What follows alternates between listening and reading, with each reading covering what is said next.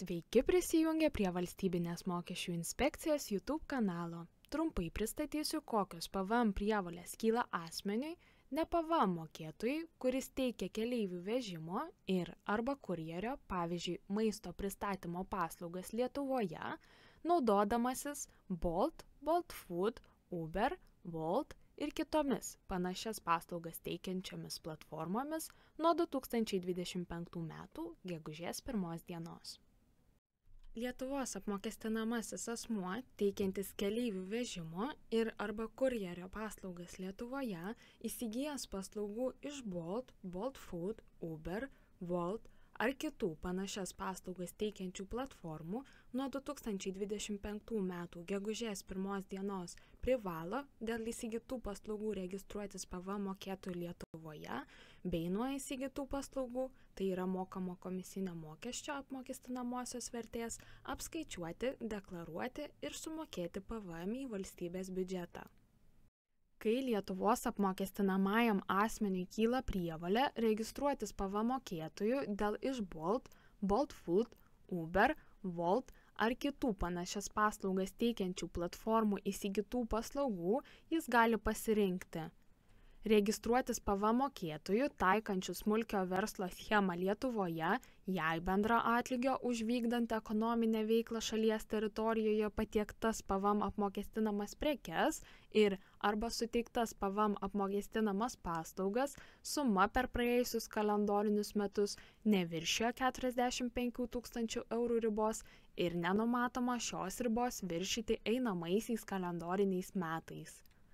Asmenys pasirinkę taikyti smulkio verslo schemą Lietuvoje nuo savo teikiamų keleivių vežimo ir arba kurjerio paslaugų neskaičiuoja PVM ir jo nemoka į valstybės biudžetą iki to laiko, kol neviršijama 45 000 eurų suma. Tuo atveju, jeigu asmuo pasirenka netaikyti smulkio verslo schemos Lietuvoje ir įsiregistruoja įprastų PVM mokėtojų arba jeigu jo pajamos iš vykdomos PVM apmokestinamos veiklos per praėjusius kalendorinius metus viršijo 45 000 eurų ribą arba numato šią ribą viršyti einamaisiais kalendoriniais metais, asmuo nuo savo teikiamų PVM apmokestinamų paslaugų ir arba tiekiamų PVM apmokestinamų prekių Lietuvoje turės skaičiuoti, deklaruoti ir mokėti PVM. Panagrinėkime, kaip smulkio verslo schema Lietuvoje taikoma praktikoje. Jeigu Bolt, Bolt Food, Uber, Wolt ar kitos panašias paslaugas teikiančios platformos už savo teikiamas paslaugas ima komisinį mokestį ir jo neapmokestina PVM taikydamos atvirkštinio apmokestinimo mechanizmą, tai tokiu atveju PVM apskaičiavimo prievolė tenka šių paslaugų pirkėjui. Iki 2025 m. gegužės 1 dienos gyventojas teikiantis keleivių vežimo ir arba kurjerio paslaugas Lietuvoje, naudodamasis platformų programėlėmis, nuo platformos suteiktų paslaugų apskaičiuotą PVM, deklaruodavo teikdamas PVM mokėtojų neįregistruoto asmens pridėtinės vertės mokesčio apyskaitą forma FR0608. Nuo 2025 m. gegužės 1 dienos gyventojas teikiantis keleivių vežimo ir arba kurjerio paslaugas Lietuvoje privalo registruotis PVM mokėtoju, tačiau jis gali pasirinkti taikyti smulkio verslo schemą Lietuvoje, pagal kurią PVM nuo teikiamų keleivių vežimo ir arba maisto pristatymo paslaugų neskaičiuojamas, tačiau gyventojai išlieka prievolė apskaičiuoti, deklaruoti ir sumokėti PVM nuo iš platformų įsigytų paslaugų. Tokiu atveju apskaičiuotas PVM deklaruojamas PVM deklaracijoje forma PVM 101, bet tik tuo atveju, kai gyventojas registruojasi PVM mokėtoju ir pasirenka taikyti smulkio verslo schemą Lietuvoje.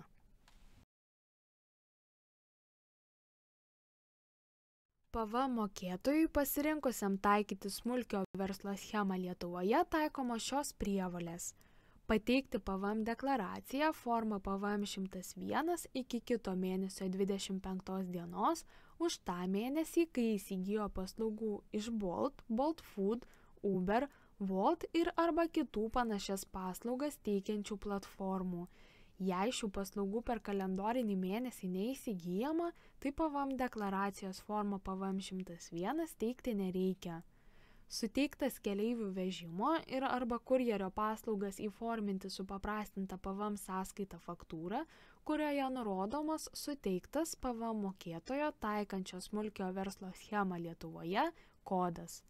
Išrašomoje supaprastintoje PVM sąskaitoje faktūroje PVM tarifas ir suma nenurodomi, kadangi toks asmuo savo teikiamų keleivių vežimo ir arba kurjerio paslaugų neapmokestina PVM tol, kol per praėjusius kalendorinius metus neviršija 45 000 eurų ribos ir nenumato šios ribos viršyti einamaisiais kalendoriniais metais. Supaprastintos PVM sąskaitos faktūros duomenys gaunamų ir išrašomų PVM sąskaitų faktūrų registruose ISAF neteikiami. Lietuvos apmokestinamasis asmuo pageidaujantis įsiregistruoti PVM mokėtojų taikančių smulkio verslo schemą Lietuvoje turi mokesčių administratoriui pateikti tinkamai užpildytą prašymą, kuris pildomas ir pateikiamas elektroniniu būdu per Mano VMI horizontalaus meniu juostoje pasirinkus paslaugos, PVM mokestis ir registravimas, PVM mokėtojo arba ir SVS Lietuvoje dalyvio įregistravimas, pildyti. PVM deklaracija forma PVM 101 teikiama elektroniniu būdu prisijungus prie valstybinės mokesčių inspekcijos elektroninio deklaravimo sistemos ir pasirinkus meniu punktus. Deklaravimas, pildyti formą, langelyje formos kodas įrašyti PVM 101 ir paspausti mygtuką filtruoti. Deklaracijai PVM 101 pildyti pasirenkamas mėlynas gaublys. Atsidarius PVM 101 deklaraciją reikia įvesti bendruosius duomenis. Pirmiausiai nurodyti PVM mokėtojo kodą.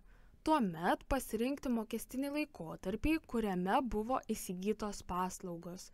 Kaip ir minėta, PVM 101 deklaracija teikiama už mėnesį, kurį buvo įsigytos paslaugos iš Bolt, Bolt Food, Uber, Wolt ir ar kitų panašias paslaugas teikiančių platformų. Vadinasi, jei paslaugos buvo įsigytos gegužės mėnesį, tai mokestinio laikotarpio pradžia turi būti nurodoma 2025 metų gegužės 1 diena. O mokestinio laikotarpio pabaiga 2025 metų gegužės 31 diena. Jeigu PVM 101 deklaraciją teikiate už tą mokestinį laikotarpį, kurį buvote įregistruoti PVM mokėtojais taikančiai smulkio verslo schemą Lietuvoje, tai mokestinio laikotarpio pradžia turi būti nurodoma įregistravimo diena, o mokestinio laikotarpio pabaiga paskutinė to mėnesio diena. O atveju, kai PVM 101 deklaraciją teikiate už tą mokestinį laikotarpį, kuriame buvote išregistruoti iš PVM mokėtojų taikančių smulkio verslo schemą Lietuvoje, mokestinio laikotarpio pradžia turi būti nurodoma pirma to mokestinio laikotarpio diena, o laikotarpio pabaiga paskutinė PVM mokėtojo taikančio smulkio verslo schemą Lietuvoje registracijos diena. Suvedus šiuos duomenis, spustelti kitas lapas. Šiame lape reikia suvesti PVM duomenis. Pirmiausiai pasirinkti deklaruojamų duomenų rūšį. Pažymėtina, kad deklaruojamų duomenų rūšies kodas pasirenkamas priklausomai nuo to, kur įsikūrusi platforma, kurios paslaugomis naudojatės. Jei platforma įsikūrus ES teritorijoje, pasirenkamas 140 duomenų rūšies kodas, o jei platforma įsikūrusi už ES teritorijos ribų, tada pasirenkamas 141 duomenų rūšies kodas. Tada pasirinkti 21% PVM tarifą. Tuomet įrašyti įsigytų paslaugų apmokestinamąją vertę. PVM sumos laukelis užsipildo automatiškai. Svarbu, pasirinkus netinkamą deklaruojamą duomenų rūšį, ją galima panaikinti paspaudus šiukšliadėžės ikonėlę ir pasirinkti teisingą duomenų rūšį. Tada pasirinkti, tikrinti ir jeigu nėra jokių klaidų, pateikti. Atlikus visus veiksmus, PVM 101 deklaracija bus pateikta, o duomenys pateikti apdoroti. Turėtumėte matyti tokį patvirtinimo vaizdą. Lango apačioje bus rodoma mokėtina PVM suma.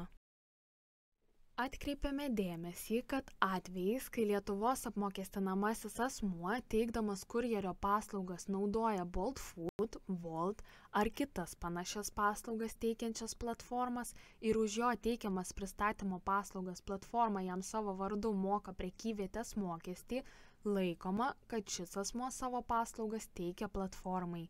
Tokios situacijos dažniausiai susidaro, kai platforma prekių pristatymo užsakymui pritaiko nuolaidą ir pristatymą užsakęs asmuo už įsigyjamas pristatymo paslaugas kurjeriui sumoka mažiau, o skirtumą, kuris susidarė nuo įprasto pristatymo paslaugos įkainio, kurjeriui padengia pati platforma.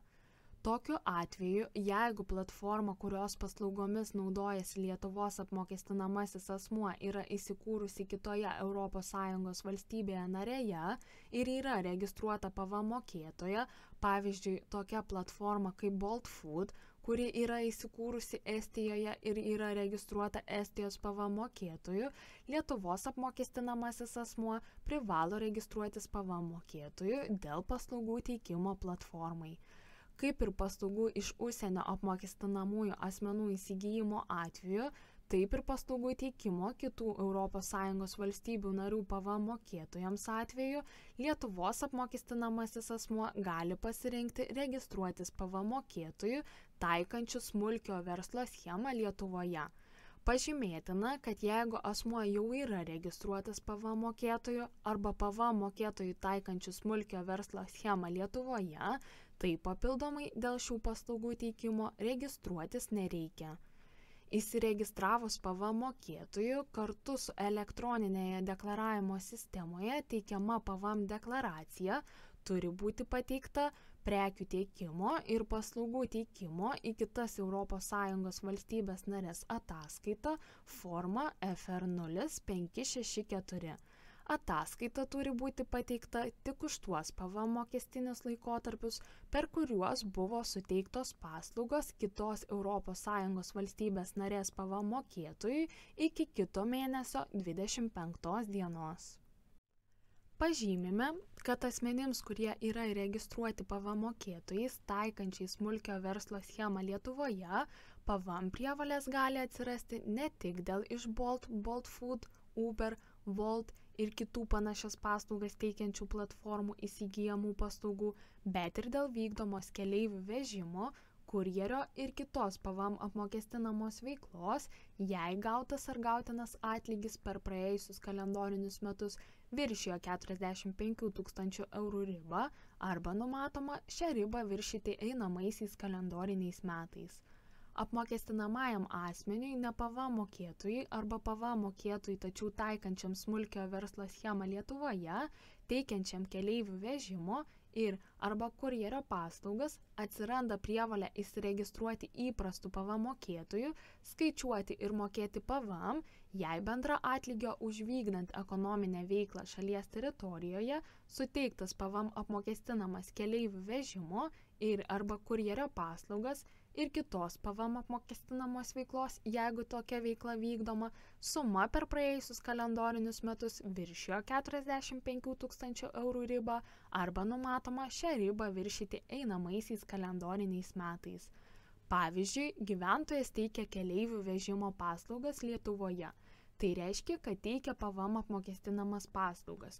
Todėl gyventojui atsiras prievolė registruotis įprastų PVM mokėtojų, skaičiuoti ir mokėti PVM, kai bendra atlygio suma iš PVM apmokestinamos veiklos suma per praėjusius kalendorinius metus viršijo 45 000 eurų ribą arba numatoma šią ribą viršyti einamaisiais kalendoriniais metais.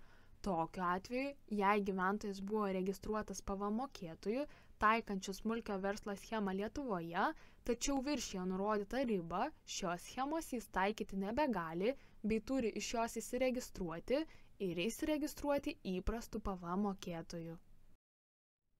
Visą aktualią informaciją mokesčių klausimais galite rasti pasinaudojus šiomis nuorodomis. Ačiū už dėmesį.